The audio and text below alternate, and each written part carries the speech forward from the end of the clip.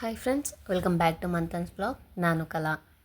ಎಲ್ಲರೂ ಹೇಗಿದ್ದೀರಾ ಸ್ನೇಹಿತರೆ? ನಾನು ಕೂಡ ತುಂಬ ಚೆನ್ನಾಗಿದ್ದೀನಿ. ಸೊ ನೀವು ಕೂಡ ಆರೋಗ್ಯವಾಗಿದ್ದೀರಾ ಅಂತ ಭಾವಿಸ್ತಾ ಇವತ್ತಿನ ಬ್ಲಾಗ್ನ ಶುರು ಮಾಡೋಣ. ಇವತ್ತು ಅವರೆಕಾಯಿ ಇತ್ತು. ಸೊ ಅವರೆಕಾಯಿ ಹಾಗೆಯೇ ಸಬ್ಬಕ್ಕಿ ಸೊಪ್ಪು ಎರಡೂ ಹಾಕಿ ಉಪ್ಸಾರು ಮಾಡೋದನ್ನು, ಅಂದರೆ ಸಬ್ಸಾರು ಅಂತಾರೆ, ಕೆಲವ್ರ ಕಡೆ ಉಪ್ಸಾರು ಅಂತಾರೆ.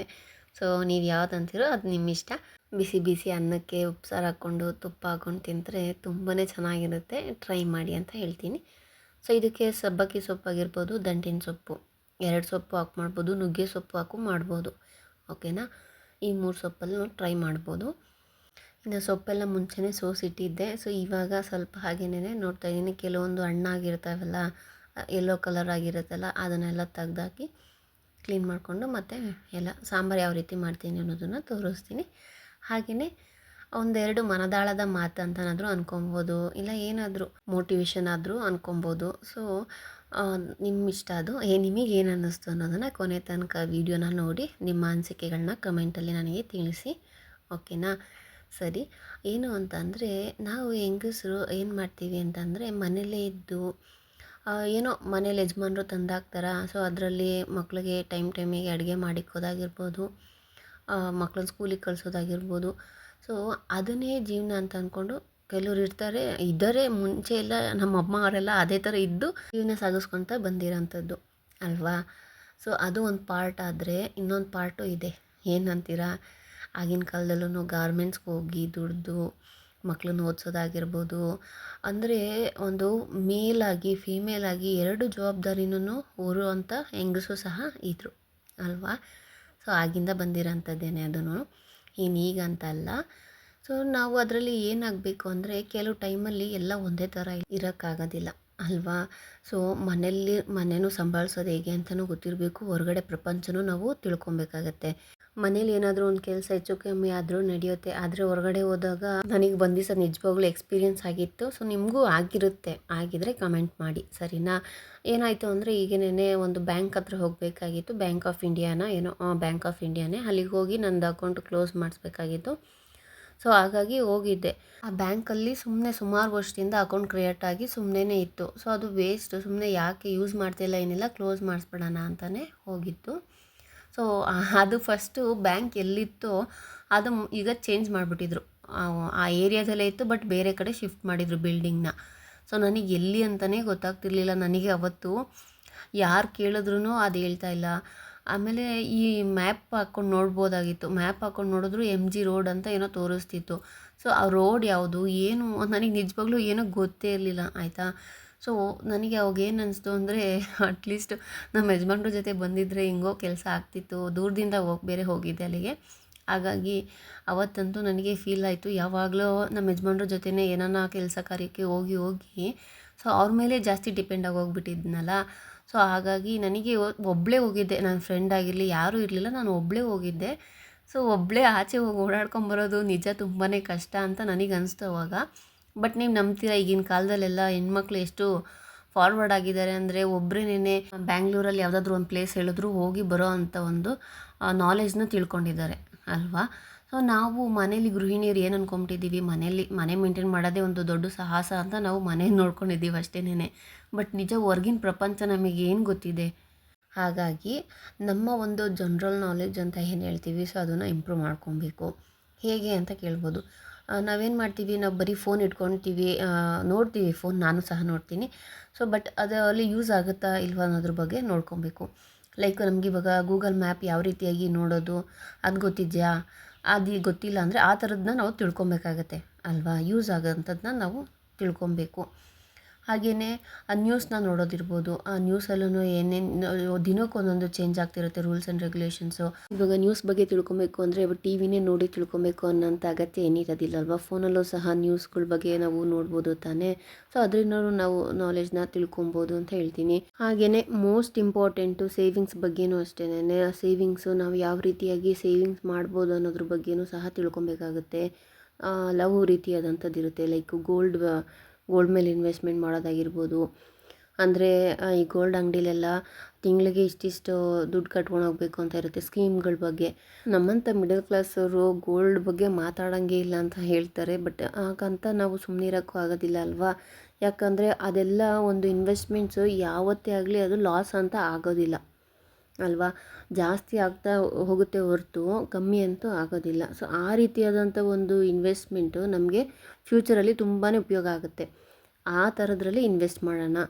ಸೊ ಮತ್ತು ಇನ್ನು ಪೋಸ್ಟ್ ಆಫೀಸಲ್ಲೂ ಅಷ್ಟೇ ನಾನಾ ರೀತಿಯಾದಂಥ ಸ್ಕೀಮ್ಸ್ಗಳಿರುತ್ತೆ. ಅಟ್ಲೀಸ್ಟ್ ತಿಂಗ್ಳಿಗೆ 1,000ನಾದರೂ ಡೆಪಾಸಿಟ್ ಮಾಡೋ ಥರನಾದರೂ ನೀವು ಒಂದು ಸ್ಕೀಮ್ಸ್ನ ಓಪನ್ ಮಾಡಿಕೊಂಡು ಅದನ್ನು ಕಟ್ಕೊಂಡು ಹೋಗ್ತಾ ಸೇವಿಂಗ್ಸ್ ಬಗ್ಗೆನೂ ನಾವು ಕಾಳಜಿ ವಹಿಸ್ಬೇಕಾಗತ್ತೆ ಅಲ್ವಾ.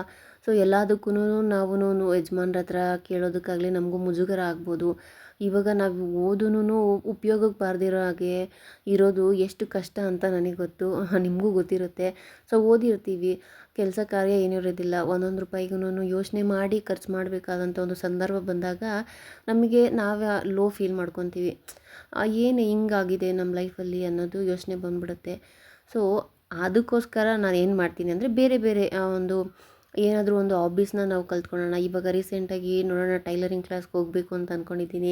ಏನಾದರೂ ಕಲಿತಾ ಇರೋಣ. ನೋಡಿ ಫ್ರೀ ಟೈಮಲ್ಲಿ ನಮಗೆ ಒಂದು ಉಪಯೋಗ ಆಗುವಂಥದ್ದನ್ನು ಕಲ್ತ್ಕೊಂಡ್ರೆ, ಇವಾಗೆಲ್ಲ ಬ್ಲೌಸ್ ಹೊಲಾಕೋದು ಎಷ್ಟು ಕಷ್ಟ ಆಗಿದೆ ಅಂದರೆ ಒಂದು ಬ್ಲೌಸ್ಗೆ 500 ರೂಪಾಯಿ ಅಂತ ಹೇಳ್ತಾರೆ. ಅದು ಕೊಟ್ಟು ಹೊಲ್ಸೋಕ್ಕೆ ಎಷ್ಟು ದುಡ್ಡು ಬೇಕಾಗುತ್ತೆ ಒಂದು ಬ್ಲೌಸ್ಗೆ ಅಷ್ಟು ಅಂದರೆ ಇನ್ನು ಮಕ್ಳು ಮರಿಗೆಲ್ಲ ನಾವು ಮುಂದೆ. ಸೊ ಅದಕ್ಕೋಸ್ಕರನಾದರೂ ಯೂಸ್ ಆಗಲಿ ಅಂತ ನಾನು ಕಲಿಬೇಕು ಅಂತ ಅಂದ್ಕೊಂಡಿದ್ದೀನಿ. ಫ್ರೀ ಟೈಮ್ ಇಲ್ಲಾಂದ್ರೆ ಫ್ರೀ ಮಾಡ್ಕೊಂಡಾದರೂ ನಾವು ಒಂದು ಹಾಬೀಸ್ನಾಗಿರಲಿ ಒಂದು ಉಪಯೋಗ ಇರೋವಂಥದ್ದನ್ನು ನಾವು ಕಲ್ತ್ಕೊಳ್ತಾ ಹೋಗ್ತಿದ್ರೆ ಹೆಲ್ಪ್ ಆಗುತ್ತೆ. ನೋಡಿ ಯಾವಾಗ್ಲೂ ಇನ್ನೊಬ್ಬರನ್ನ ನೆಚ್ಕೊಂಡು ನಾವು ಜೀವನ ಮಾಡೋದಕ್ಕೆ ಆಗೋದಿಲ್ಲ ಅಲ್ವಾ. ಸೊ ಹಿಂಗೆ ಇರುತ್ತೆ ನಮ್ಮ ಜೀವನ ಅನ್ನೋದು. ನಮಗೂ ಗೊತ್ತಿರೋದಿಲ್ಲ ಮುಂದೆ ಎಂಥ ಕಷ್ಟ ಬರುತ್ತೋ ಇಲ್ಲೋ ಸುಖನೇ ಇರುತ್ತೋ ಗೊತ್ತಿರಲ್ಲ. ಸೊ ಏನೇ ಬಂದ್ರೂ ನಾವು ಅದನ್ನು ನಿಭಾಯಿಸೋ ಅಂಥ ಒಂದು ಬುದ್ಧಿ ಆಗಿರಲಿ ಶಕ್ತಿ ಆಗಿರಲಿ ನಮಗಿರಬೇಕು. ಹಾಗೆಯೇ ಕೆಲವು ಏನು ಮಾಡ್ತೀರಿ, ನಮ್ಮ ಯಜಮಾನ್ರು ಇದ್ದಾರೆ ಎಲ್ಲ ಅವರೇ ನೋಡ್ಕೊತಾರೆ, ನಂದೇನೂ ಇಲ್ಲ, ಸುಮ್ಮನೆ ಮನೇಲಿ ಮಕ್ಕಳು ನೋಡಿಕೊಂಡು ಅಡುಗೆ ಮಾಡ್ಕೊಂಡು ಮನೆ ನೋಡಿಕೊಂಡ್ರೆ ಸಾಕು, ನನ್ನ ಕೆಲಸ ಅಷ್ಟೇ ಅಂತ ಅಂದ್ಕೊಂಬಿಡ್ತೀವಿ. ಆದರೆ ನಾವು ಸ್ವಲ್ಪ ತಿಳ್ಕೊಬೇಕು ಯಾವುದ್ರ ಬಗ್ಗೆ ಅಂತ ಹೇಳಿದ್ರೆ, ಈಗ ಲೈಫ್ ಇನ್ಶೂರೆನ್ಸ್ ಇದೆ ಅಲ್ವಾ, ಹೆಲ್ತ್ ಇನ್ಶೂರೆನ್ಸ್ ಇರುತ್ತೆ. ಸೊ ಅದರಲ್ಲಿ ಯಾವ್ಯಾವುದು ನಾವು ಪಾಲಿಸೀಸ್ನ ಮೇಂಟೈನ್ ಮಾಡ್ತಾಯಿದ್ದಾರೆ ನಮ್ಮ ಮನೆಯವರು, ಯಾವುದಕ್ಕೆ ಇನ್ವೆಸ್ಟ್ ಮಾಡ್ತಿದ್ದಾರೆ, ಏನು ಮಾಡ್ತಿದ್ದಾರೆ, ಸೇವಿಂಗ್ಸ್ ಆಗಿರಲಿ ಅದನ್ನೆಲ್ಲ ಸಹ ನಾವು ತಿಳ್ಕೊಬೇಕಾಗತ್ತೆ ಅಲ್ವಾ. ಕೆಲವರು ಬುದ್ಧಿವಂತರು ಮಾಡ್ತಾರೆ, ಇನ್ನು ಕೆಲವರು ಎಲ್ಲರೂ ಬುದ್ಧಿವಂತರೇ ಅಂತ ಹೇಳೋಕ್ಕಾಗಲ್ಲ ಅಲ್ವಾ. ಸೊ ಇಲ್ವಾ ಆ ರೀತಿಯಾಗಿ ಮಾಡ್ತಿಲ್ವಾ, ಸೊ ನಾವು ಅದನ್ನು ತಿಳಿಸ್ಬೇಕು. ಇಲ್ಲ ಈ ರೀತಿ ನೀವು ಮಾಡೋದು ಒಳ್ಳೆಯದು, ಸೊ ಇನ್ವೆಸ್ಟ್ ಮಾಡಿ ಅದ್ರ ಮೇಲೆ, ಇಲ್ಲ ಈ ಥರ ಸೇವಿಂಗ್ಸು ಲೈಫ್ ಇನ್ಶೂರೆನ್ಸ್ ಪಾಲಿಸೀಸ್ ಕಟ್ಕೊಂಡೋದ್ರೂ ಸಹ ತುಂಬಾ ಒಳ್ಳೆಯದು. ಅದೆಲ್ಲ ಎಷ್ಟೋ ವರ್ಷಗಳಿಂದ ಅದು ನಡ್ಕೊಂಬಂದಿರೋಂಥದ್ದು, ಈಗೆಲ್ಲ ಅಲ್ಲಲ್ವಾ. ಸೊ ಆ ರೀತಿಯಾದಂಥ ಒಂದು ನಾಲೆಜ್ ಬಗ್ಗೆ ನೀವು ತಿಳ್ಕೊಂಡು ಅವ್ರಿಗೂ ನೀವು ಹೇಳಬೇಕು, ಈ ಥರದ್ದೆಲ್ಲ ಇದೆ ನೀವು ಅನ್ನೋದಾಗಿರ್ಬೋದು. ಹಾಗೆಯೇ ಈಗ ಹೆಣ್ಮಕ್ಳಿಗೆ ಅಂತ ಹೇಳಿ ಭಾಗ್ಯಲಕ್ಷ್ಮಿ ಸ್ಕೀಮ್ಸ್ ಎಲ್ಲ ಇದೆ, ಅದಾಗಿರ್ಬೋದು. ಹಾಗೆಯೇ ಸುಕನ್ಯಾ ಸಮೃದ್ಧಿ ಅಂತ ಪೋಸ್ಟ್ ಆಫೀಸಲ್ಲಿ ಇಷ್ಟಿಷ್ಟು ಕಟ್ಕೊಂಡೋಗೋದು, ಅದು ಸಹ ಹೆಣ್ಮಕ್ಳಿಗೆ ಅಂತಲೇ ಯೂಸ್ ಆಗಲಿ ಅಂತ ಗೌರ್ಮೆಂಟವರು ಈ ರೀತಿಯಾದಂಥ ಸ್ಕೀಮ್ಸ್ಗಳನ್ನೆಲ್ಲ ಬಿಟ್ಟಿದೆ. ಸೊ ನಾವು ಇದನ್ನೆಲ್ಲ ತಿಳ್ಕೊಂಡು ಮಾಡಿಸಿದ್ರೆ ಇದೆಲ್ಲ ನಮಗೇ ಒಳ್ಳೆಯದು. ಹಸ್ಬೆಂಡ್ಸ್ ಏನು ಬಿಡು ಕೆಲ್ಸದ ಬಿಸಿಲಿ ಅದು ಇದು ಅಂತ ಮರ್ತೋದ್ರೂ ಹೋಗ್ತಾರೆ, ಹಾಗಂತ ನಾವು ಮರ್ತರೆ ಆಗುತ್ತಾ. ಸೊ ಹಾಗಾಗಿ ನಾವು ಇದನ್ನೆಲ್ಲ ಸ್ವಲ್ಪ ತಿಳ್ಕೊಂಡು ನಾವು ಸಹ ಒಂದು ನಾನು ಹೇಳಿದ್ನಲ್ಲ ಆಗಲೇ ನಾಲೆಜ್ ಇದ್ರ ಬಗ್ಗೆ ಎಲ್ಲ ನಾವು ತಿಳ್ಕೊಬೇಕು. ಬರೀ ಗಂಡಸರು ತಿಳ್ಕೊಂಬಿಟ್ರೆ ಸಾಲದು, ನಾವು ಓಡಾಡಬೇಕು. ಇವಾಗ ನಾವು ಬ್ಯಾಂಕಿಗೆ ಹೋಗಿ ಚಲನ್ನಲ್ಲಿ ಒಂದು ಅಮೌಂಟ್ ತೊಗೊಳಕ್ಕೂ ಕೆಲವ್ರಿಗೆ ಗೊತ್ತಿರುತ್ತೋ ಗೊತ್ತಿರೋಲ್ವೋ ಗೊತ್ತಿಲ್ಲ. ಬಟ್ ಇದೆಲ್ಲ ನಮಗೆ ಯೂಸ್ಫುಲ್ ಆಗೋವಂಥ ಒಂದು ಇನ್ಫಾರ್ಮೇಷನ್ಸ್ ಆಗಿರ್ಬೋದು ಅಲ್ವಾ. ನೀವು ನಂಬ್ತಿರೋ ಬಿಡ್ತಿರೋ, ಇವಾಗ ಸುಮ್ಮನೆ ಫಾರ್ ಎಕ್ಸಾಂಪಲ್ ಹೇಳ್ತಾ ಇದ್ದೀನಿ, ಇವಾಗ ನಮ್ಮ ಹಳ್ಳಿ ಕಡೆ ಕಂದಾಯ ಇರ್ಬೋದು, ಅದು ಇದು ಪೇಪರ್ಸ್ ಆಗಿರಲಿ ಮಾಡಿಸ್ಬೇಕು ಅಂದರೆ ಎಷ್ಟೆಲ್ಲ ಓಡಾಡಿ ಗಂಡಸರು ಮಾಡಿಸ್ತಾರೆ ಅಲ್ವಾ. ಅವ್ರಿಗೆ ಅದೆಲ್ಲ ಗೊತ್ತಿರೋದಿಲ್ಲ. ಫಸ್ಟ್ ಟೈಮ್ ಒಂದು ಸತಿ ಹೋದಾಗ ಗೊತ್ತಾಗುತ್ತೆ, ತಿಳ್ಕೊತಾರೆ, ತಿಳ್ಕೊಂಡೇ ಮಾಡಿಸೋಂಥದ್ದು. ಎಲ್ಲರಿಗೂ ಮುಂಚೆಯಿಂದನೇ ಗೊತ್ತಿರುತ್ತೆ ಅಂತ ಅಲ್ಲ, ನಮಗೂ ಸತಿ ಆಚೆ ಹೋಗಿ ಏನು ಎತ್ತ ಅಂತ ತಿಳ್ಕೊಂಡ್ರೇ ಅಲ್ವಾ ನಮಗೂ ಗೊತ್ತಾಗೋದು. ಮನೇಲೇ ಇದ್ದರೆ ಏನು ಗೊತ್ತಾಗುತ್ತೆ, ಏನು ಗೊತ್ತಾಗಲ್ಲ. ಹಾಗಾಗಿ ಹೇಳ್ತಾ ಇದ್ದೀನಿ. ಸೊ ಎಲ್ಲನೂ ತಿಳ್ಕೊಳ್ಳಿ ಅಂತ ಇಲ್ಲ, ಬಟ್ ಲೀಸ್ಟ್ ಯೂಸ್ಫುಲ್ ಆಗುವಂಥದ್ದನ್ನು ತಿಳ್ಕೊಳ್ಳಿ ಅಂತ ಹೇಳ್ತಾ ಇದ್ದೀನಿ. ಸೊ ಎಲ್ಲದಕ್ಕೂ ಇನ್ನೊಬ್ಬರ ಮೇಲೆ ಡಿಪೆಂಡ್ ಆಗೋಕ್ಕೂ ನಮ್ಮ ಕೈಲೂ ಆಗೋದಿಲ್ಲ. ಅಂದರೆ ಎಲ್ಲ ಟೈಮೂ ಒಂದೇ ಥರ ಇರುತ್ತೆ ಅಂತಲೇ ಹೇಳೋಕ್ಕಾಗಲ್ಲ ಅಲ್ವಾ. ಹಾಗಾಗಿ ಹೇಳ್ತಾ ಇದ್ದೀನಿ, ಮನೆ ಜೊತೆಗೆ ಹೊರಗಡೆ ಪ್ರಪಂಚನೂ ಸಹ ನಮಗೆ ಗೊತ್ತಾಗಬೇಕು. ಈಗಿನ ಪ್ರಪಂಚದಲ್ಲಿ ತುಂಬಾ ಯಾವುದು ಸುಲಭ ಅಂತ ಇಲ್ಲ. ಓಕೆನಾ. ಸೊ ಇವಾಗ ಸುಮ್ಮನೆ ಒಂದು ಗೋಲ್ಡ್ ತಗೊಳಕ್ಕೆ ಹೋದ್ರೂ ನಾವು ಅದ್ರ ಬಗ್ಗೆ ಎಷ್ಟು ತಿಳ್ಕೊಂಡು ಹೋಗ್ಬೇಕು ಗೊತ್ತಾ. ಸುಮ್ಮನೆ ಹೋಗ್ಬಿಟ್ಟಲ್ಲಿ ನಾವು ಇದು ತೊಗೊತೀವಿ ಕೊಟ್ಬಿಡಪ್ಪ ಬಿಲ್ ಹಾಕಿ ಅನ್ನೋಕ್ಕಾಗತ್ತಾ, ಇಲ್ಲ ಅಲ್ವಾ. ಅದ್ರ ಬಗ್ಗೆನೂ ನಾವು ಫುಲ್ ತಿಳ್ಕೊಂಡೇನೆ ಹೋಗ್ಬೇಕಲ್ವಾ.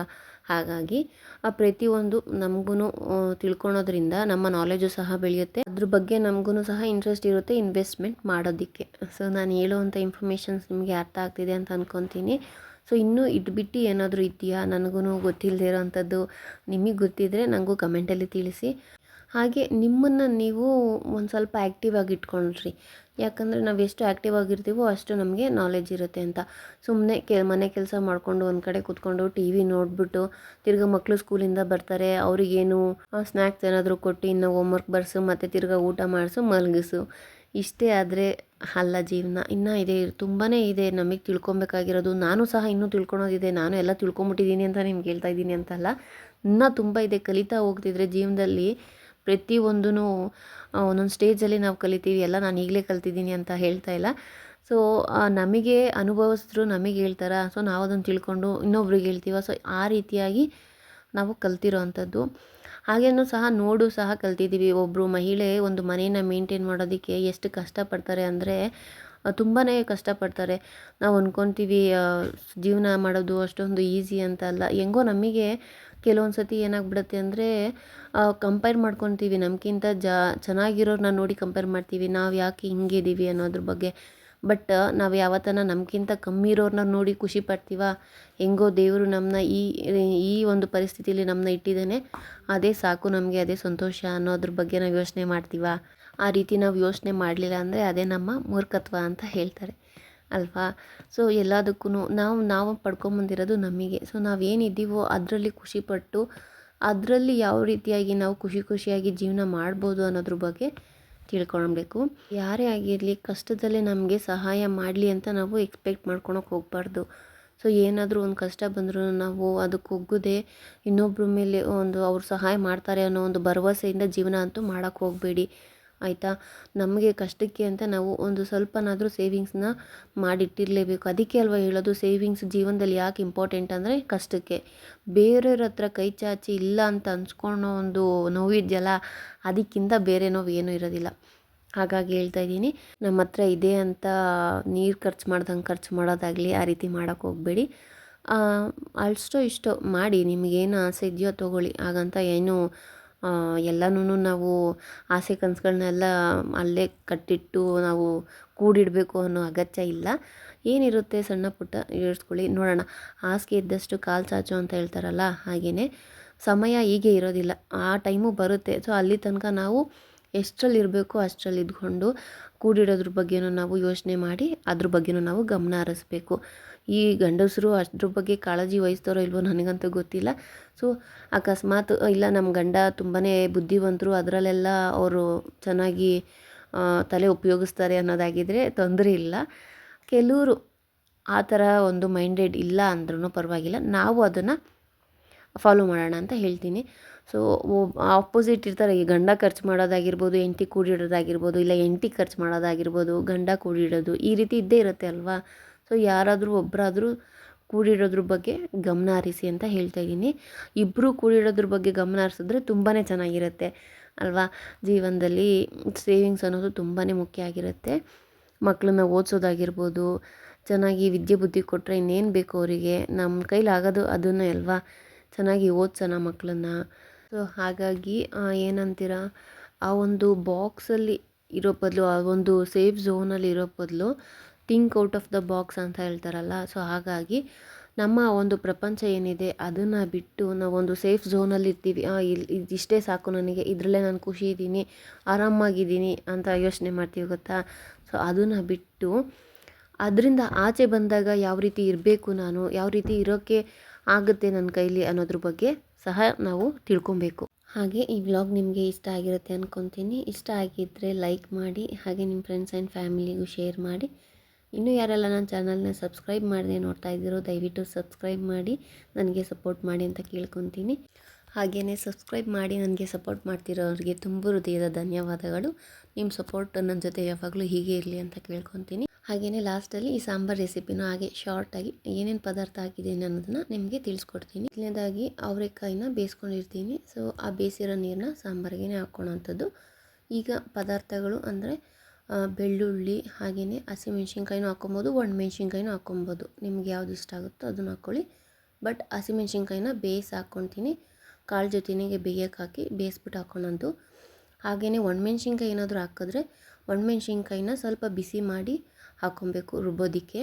ಬೆಳ್ಳುಳ್ಳಿ ಹಾಗೆಯೇ ಖಾರಕ್ಕೆ ತಕ್ಕಷ್ಟು ಮೆಣಸಿನ್ಕಾಯಿ, ಸ್ವಲ್ಪ ಹುಣಸೆಹಣ್ಣು, ಹಾಗೆಯೇ ಒಂದು ಟೊಮೆಟೊ ಬೇಯಿಸಿರೋ ಅಂಥದ್ದು, ಹಾಗೆ ಕೊತ್ತಂಬರಿ ಸೊಪ್ಪು, ಸ್ವಲ್ಪ ಮೆಣಸು, ಹಾಗೆಯೇ ಜೀರಿಗೆ, ಬೇಯಿಸಿರೋಂಥ ಕಾಳು ಇಷ್ಟನ್ನು ಹಾಕ್ಕೊಂಡು ನುಣ್ಣಗೆ ರುಬ್ಕೊಬೇಕು.